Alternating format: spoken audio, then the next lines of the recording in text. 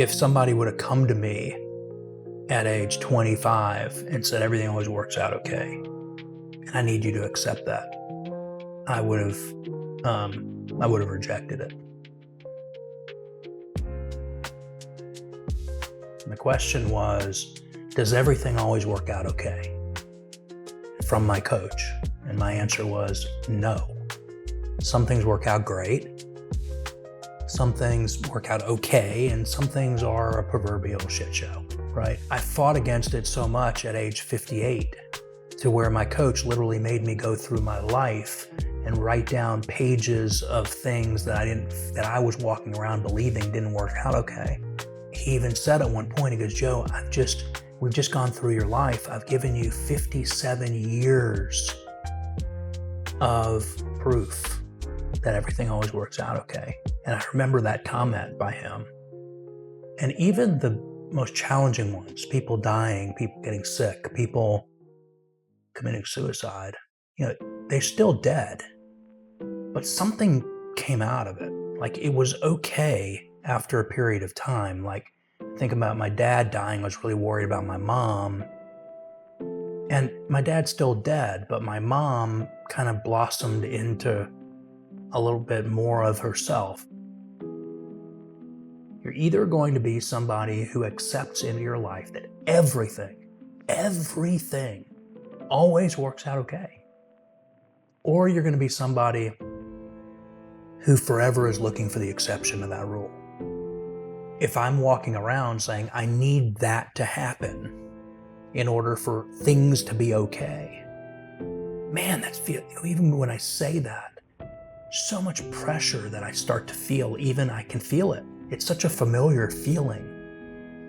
And I used to tell myself, I need that pressure in order to be my best self. I need the pressure of, if I lose that case, all hell is going to break loose.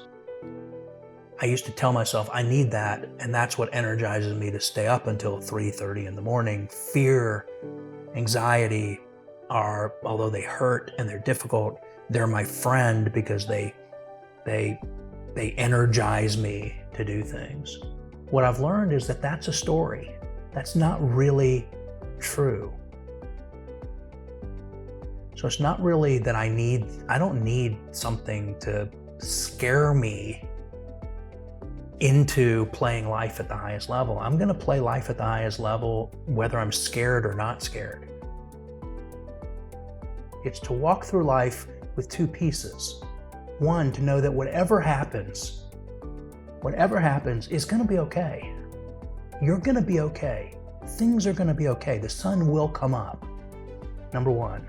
And very closely attached to that is the idea that when you catch yourself saying, I need this to happen, stop and say, I know that's what you think right now, but you're making that decision with woefully incomplete information. Can you be open to the idea, the possibility, that if something very different than that happens, it might be even better? My most recent trial, for the first time ever in my life, I never wanted to win this case more than I wanted to win that case. But I went into trial with the mindset that if I'd lose the case, something even better than winning might happen. I was very open to the idea that if it doesn't work out the way I've defined success, something even better may happen. And as a result, I was able to be present at that trial in a way that I've never been able to be present as a human, as a lawyer, in all the various roles that I play in that context. In the moment, it doesn't feel okay. In the moment, you have people dying in wars. In the moment, you have people who are starving on the streets. You have people who are in domestic violence situations. To that person right now, they're not sitting there going, everything's going to work out just great. You're going, holy moly. I mean, I just need to survive this, and I don't think I'm going to survive. And so you need some years of experience where you've lived enough through that, where you experience the pain of it, the awkwardness of it, but then you also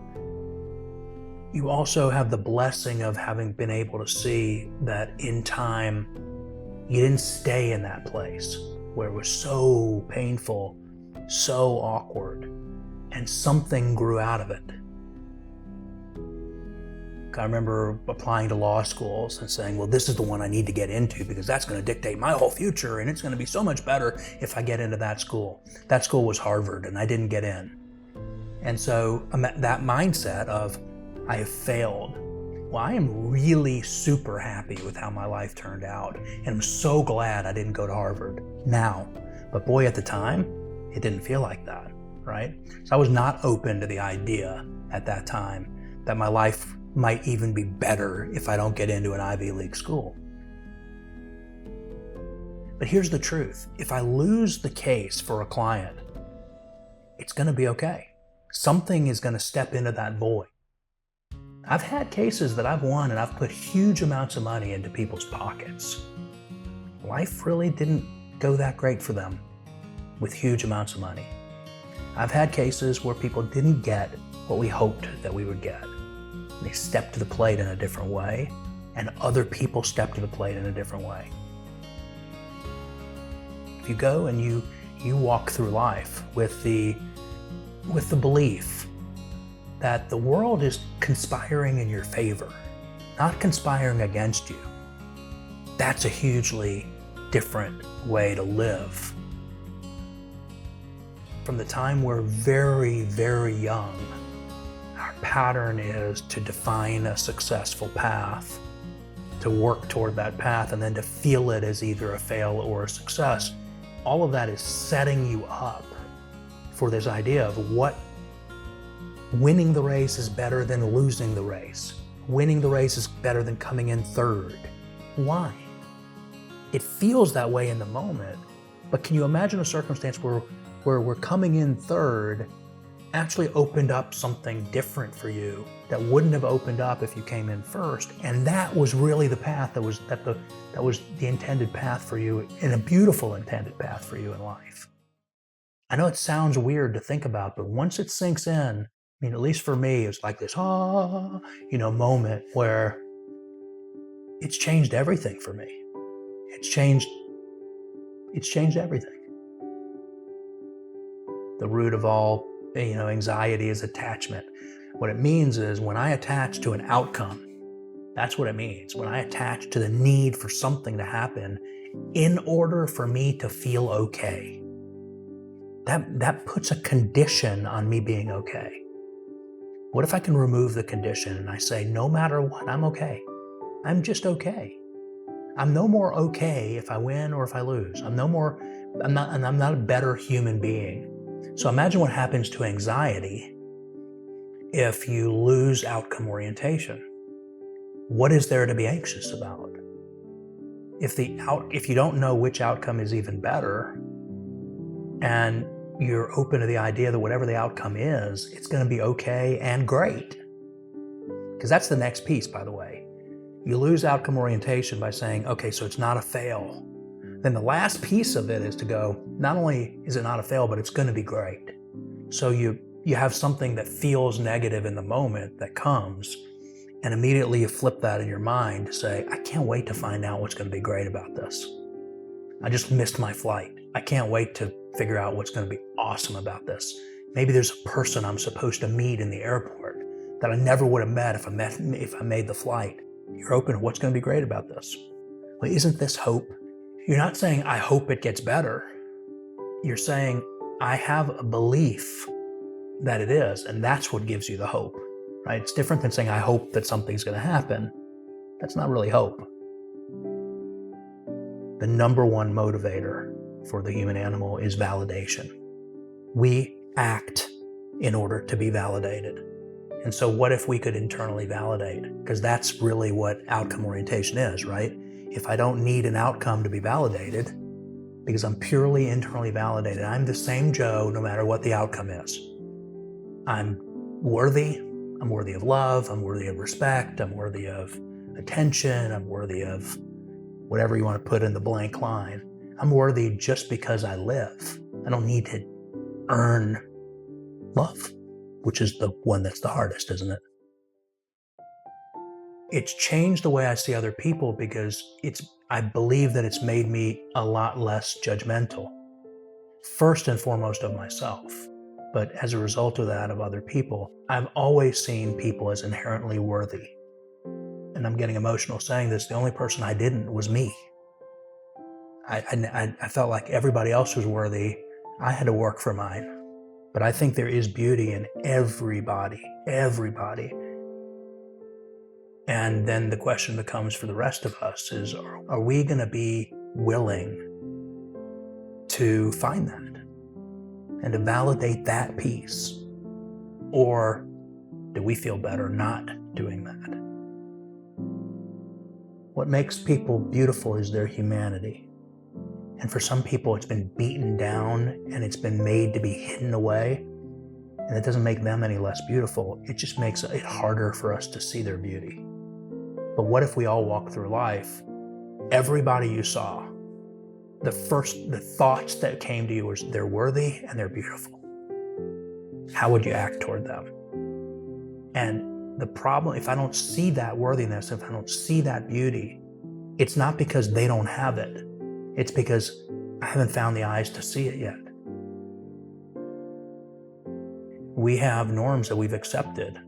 This person may be hideous to your eye, but does that mean, are you open to the possibility that there's still something amazingly beautiful there? They may have the most amazingly beautiful mind. They may have the most amazingly beautiful personality. Everybody is beautiful somewhere in there. What's our obligation as human beings, fellow human beings walking through the world? What's our obligation to look for the beauty? And what if the game of life included the game of, what's beautiful about that person? And I wonder, sometimes I think that the people who are most physically attractive actually have the hardest time having people see what's really beautiful about them. I know I have some parts of me that I'm even having a hard time saying the words. I know I'm worthy intellectually, but there's a distance between the intellect and the heart. I know that I have good in me, and I know I have beauty in me.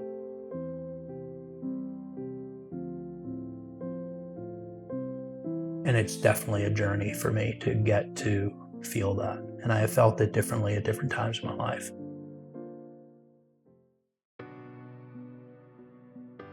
What's beautiful is whatever the hell we say is beautiful. And we get to define that, don't we, to some level. So where is it better to put our focus than on beauty, the real beauty, the beauty that matters most? What do you want to be the definition of beauty? Is it going to be the surface level? That's a piece. But how willing are you to look for beauty?